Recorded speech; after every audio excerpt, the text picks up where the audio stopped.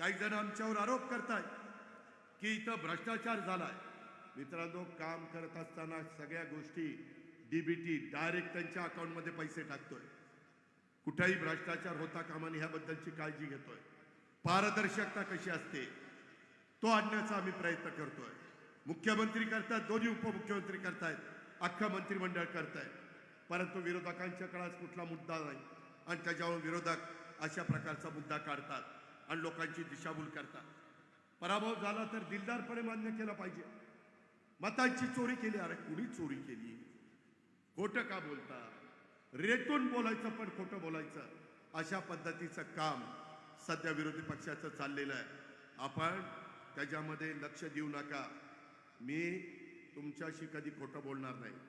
जोपर्यंत जीवात जीव आहे तोपर्यंत जनतेला मी खरंच सांगेन। एखादी चूक झाली मी तुमच्या दारात येईल, तुमच्या पुढे सांगेन हे माझं चुकलंय, मला माफ करा। कारण जो काम करतो तोच चुकतो, जो कामच करत नाही, साला कामच करत नाही कसा चुकल?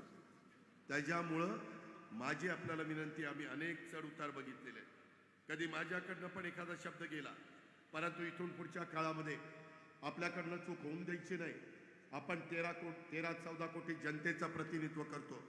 माझ्याकडनं चूक झाली म्हणजे ती महाराष्ट्रातल्या जनतेचा विश्वास, त्याला मी तडा दिला, असं ती घडेल।